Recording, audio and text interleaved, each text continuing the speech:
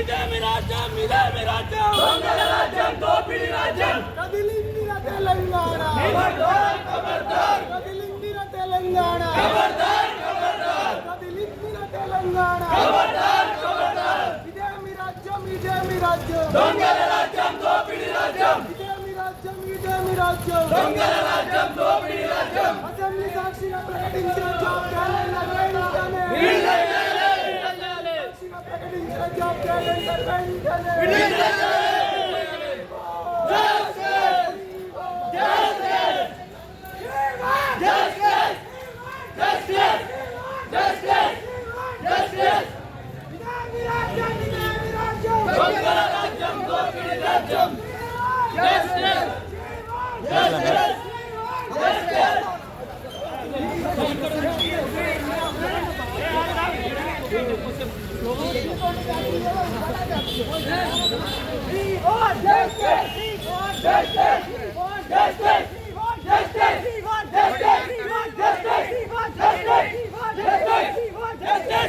ఇవాళ రేపు అందరూ కూడా నిరుద్యోగులు, అశోకనగరంలో నిరుద్యోగులు, యూనివర్సిటీలో నిరుద్యోగులు అందరూ కలిసి ఒక కార్యాచరణ ప్రకటిస్తాం. ఎందుకంటే ఈ కాంగ్రెస్ పార్టీ నిన్న మంత్రి గారు శ్రీధర్ బాబు గారు జాబ్ క్యాలెండర్ మేము ఇంప్లిమెంట్ చేయలేము, మేము 70,000 80,000 లడ్డు వేలం పడబడే ఉద్యోగాలు ఇచ్చేసినాము, మాకు నిరుద్యోగులకు సంబంధం లేదని చెప్పేసి ఒక మాట అనేసిండు.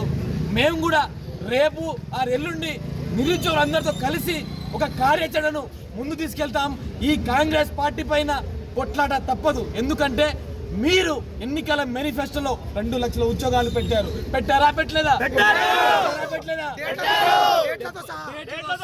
డేట్లతో సహా బీఆర్ఎస్ ప్రభుత్వాన్ని మేము బొందని పెట్టి కాంగ్రెస్ ప్రభుత్వాన్ని గెలిపించుకుంటే మీరు మొదటి సంవత్సరంలోనే 2 లక్షల ఉద్యోగాలు ఇస్తామన్నారు. 2 లక్షల ఉద్యోగాలు పోగాక ఇవ్వలేదు, కనీసం 20,000 ఉద్యోగాలు కూడా ఇవ్వలేదు. మేము ఒకటే అడుగుతున్నాం, కాంగ్రెస్ పార్టీ మా శత్రువు కాదు, మాకు 2 లక్షల ఉద్యోగాలు ఇవ్వకపోతే మాత్రం మా ప్రధాన శత్రువు కాంగ్రెస్ పార్టీ. ఎందుకంటే మేము రేవంత్ రెడ్డినో ఉత్తమ్ కుమార్నో నమ్మించి ఓట్లేయలేదు, రాహుల్ గాంధీ గారిని ప్రియాంక గాంధీ గారిని కాంగ్రెస్ మేనిఫెస్టో చూసి ఓట్లేసాము.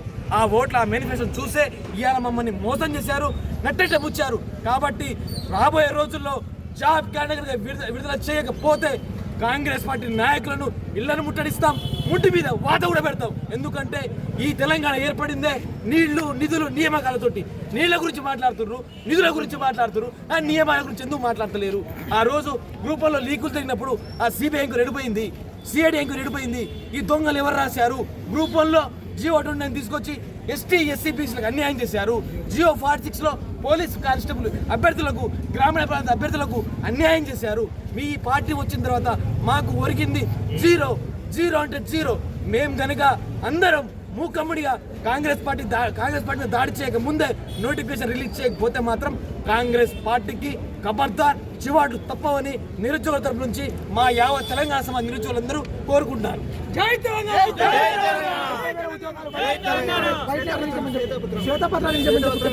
నిజంగా కాంగ్రెస్ పార్టీ నాయకులు చిత్తశుద్ధి ఉంటే మీ మంత్రులు రండి, మీ ఎమ్మెల్సీలు రండి, మీ ఎమ్మెల్యే రండి, 70,000 80,000 ఎక్కడిచ్చారో శ్వేతాపత్రం తీసుకొని రండి.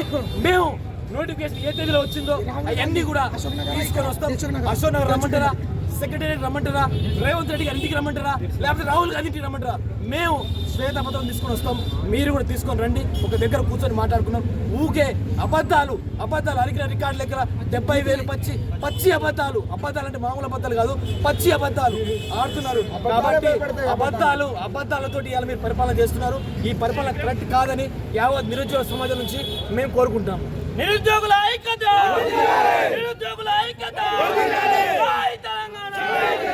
జై తెలంగాణ!